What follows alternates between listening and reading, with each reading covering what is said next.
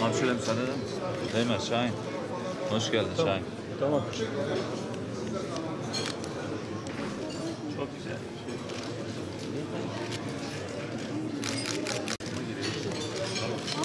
Şahin o kadar.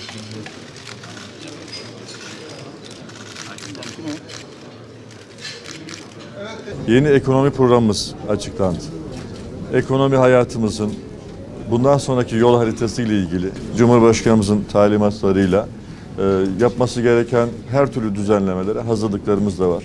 Hem mevzuat boyutuyla hem uygulama boyutuyla hükümetimiz bu sorunların en güzel bir şekilde, en sıkıntısız şekilde aşılacağına olan inançla bu sıkıntıları beraber çözeceğiz. Türkiye'de yaşanan tüm bu sorunların daha ziyade rasyonel değil, psikolojik olduğunu hem piyasa aktörleri hem az önce yaptığımız toplantıda iş adamlarımızla paylaştı. Bu sorunları hep beraber aşıp Türkiye'nin ekonomisi çok sağlamdır. Onu bakanımızla paylaştılar. Bundan sonra geleceği de yine aydınlıktır. Türkiye daha güçlü ekonomisiyle önüne emin adımlarla ilerlemektedir. Bugün de çok değerli iş adamlarımızla ki Gaziantep ihracatta 7 milyar dolar yaklaşık ihracatıyla Türkiye öncü olan şehirlerden biridir. Bütün iş adamlarımız daha fazla çalışarak, daha fazla üreterek, daha fazla ihracat yaparak, daha fazla istihdam oluşturarak yoluna devam etmek kararlılığında ve sevindirici diğer bir hususta yeni ekonomi programının bütün iş adamlarımız ve sanayicilerimiz tarafından büyük bir kabulle, büyük bir heyecanla kabul edildiği, çok iyi bir şekilde karşılandığı da bizim için ayrıca sevindirici bir durumdur.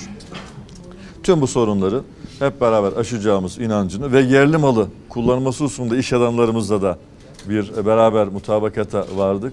Daha fazla üreterek, katma değeri fazla olan ürünler, markalara yönelerek bu krizi fırsata dönüştürecek bir Türkiye ekonomisi var. Bunu bugün de görmekten büyük bir memnuniyet duyduğumu ifade etmek isterim. Bu toplantıda Türk Bankacılık Duayeni, Türkiye Bankacılar Birliği Başkanımız, Ziraat Bankası Genel Müdürümüz Sayın Hüseyin Aydın Bey ile de beraber yine tüm sorunları, reel sektörün meselelerini, yapılanları beraber paylaştık. Ben Hüseyin Bey'e de çok teşekkür ediyorum. Mahkemelerin vermiş olduğu kararlarda elbette bizim kararları veren mahkemeler olduğu için ancak karara saygı duymak gerekir. Gerekçeli kararı tabii görmedik. Gerekçeli karar da görülecek. Dolayısıyla bu konunun muhatabı ve karar vericisi Türk yargısıdır. Teşekkür ediyorum arkadaşlar. İyi çalışmalar. Birebir sorunları da konuştuk. İyi taraflarımızı da konuştuk. Eksik yanlarımızı konuştuk. Neleri yapabiliriz dedik. Bakanımızın ifade ettiği gibi yeni bir orta vadeli programın hemen akabinde Antep'ten çok daha başarılı çalışmalar bekliyoruz. Biz bankacılar üzerimize düşen her şeyi Antep için yapmaya hazırız. Bunu bir kez daha ifade ettik. Bunu yapacağımızı hep birlikte göreceğiz. Tekrar geleceğin Antep için ve ülkemiz için hayırlı ve uğurlu olmasını diliyorum.